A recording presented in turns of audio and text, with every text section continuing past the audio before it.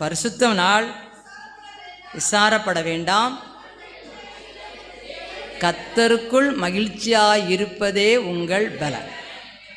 இது எந்த சூழ்நிலையில் இந்த வசனங்கள்லாம் எழுதப்பட்டதுன்னா, அலங்க இடிப்பட்ட சூழ்நிலையில் நெகேமியா முன் நின்று அந்த அலங்கத்தை 52 நாட்கள் என்ன செய்தார்? கட்டி முடிச்சிட்டாரு. அதுக்கு பிறகு மக்கள் எப்படி இருந்திருக்காங்க? கொஞ்சம் துக்கமாக இருந்திருக்காங்க. இந்த நாள் நம்ம மகிழ்ச்சியாக இருக்கிற நாள், யாரும் துக்கப்படக்கூடாது, யாரும் கவலைப்படக்கூடாது, யாரும் கன்னத்தில் கை வச்சுக்கிட்டு சோர்ந்து போய் என்ன செய்யக்கூடாது? இருக்கக்கூடாது. கர்த்தருக்குள் மகிழ்ச்சியாக இருப்பதே உங்கள் பலன். தேவனாகிய கர்த்தர் என் தேவன் என்னுடைய பலன் என்று, ஆண்டவராகிய கர்த்தர் என் பலன் என்று சொல்லி தீர்க்கதரிசி எழுதி வச்சிருக்கிறாரு. யாருக்கெல்லாம் பலன் கிடைக்கும்னா, அவருக்குள்ள மகிழ்ச்சியாக இருக்கவங்களுக்கு என்ன கிடைக்கும்? பலன்.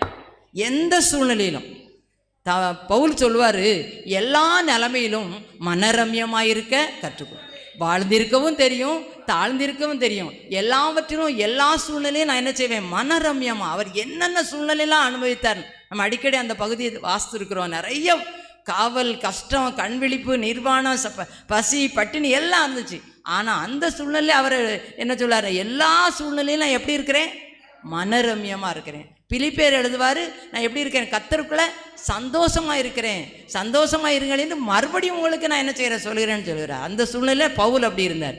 இதில் இந்த நெகேமியா காலத்தில் அந்த இடிக்கப்பட்ட அலங்கம் கட்டி முடிச்சாச்சு. ஆனாலும் இன்னும் மக்கள் எப்படி இருக்கிறாங்களாம்? அந்த முதல் பகுதியில் சொல்லப்பட்டிருக்கு, கவலையோடு இருக்கிறாங்க, வேதனையோடு இருக்காங்க, அழுகையோடு இருக்கிறாங்க. அப்போ தான் அந்த நெகேமியா சொல்கிறாரு, யாரும் என்ன செய்ய வேண்டாம், இந்த நாள் நமக்கு சந்தோஷப்படுகிற நாள், நாம் மகிழ்ச்சியாக இருக்கிற நாள். யாரும் என்ன செய்யக்கூடாது? கவலைப்படக்கூடாது, யாரும் வேதனையோடு இருக்கக்கூடாது. கர்த்தருக்குள் மகிழ்ச்சியாக இருப்பதே உங்களுடைய பலன். இங்கே வந்திருக்கவங்க எல்லாரும் மகிழ்ச்சியாக இருக்கிறீங்களா? சந்தோஷமாக இருக்கிறீங்களா? அல்லேலூயா, அல்லேலூயா, அல்லேலூயா. கர்த்தருக்குள் மகிழ்ச்சியாக இருப்பதான் நமக்கு பலன்.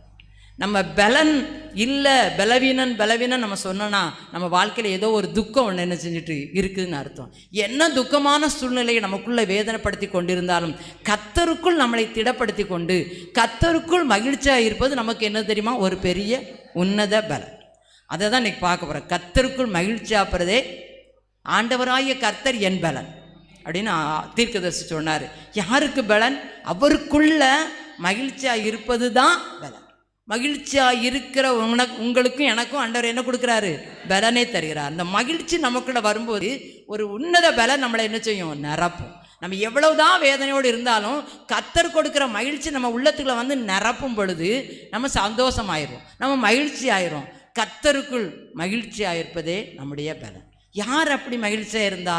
நேற்றைய தினத்தில் வாசித்த அதனுடைய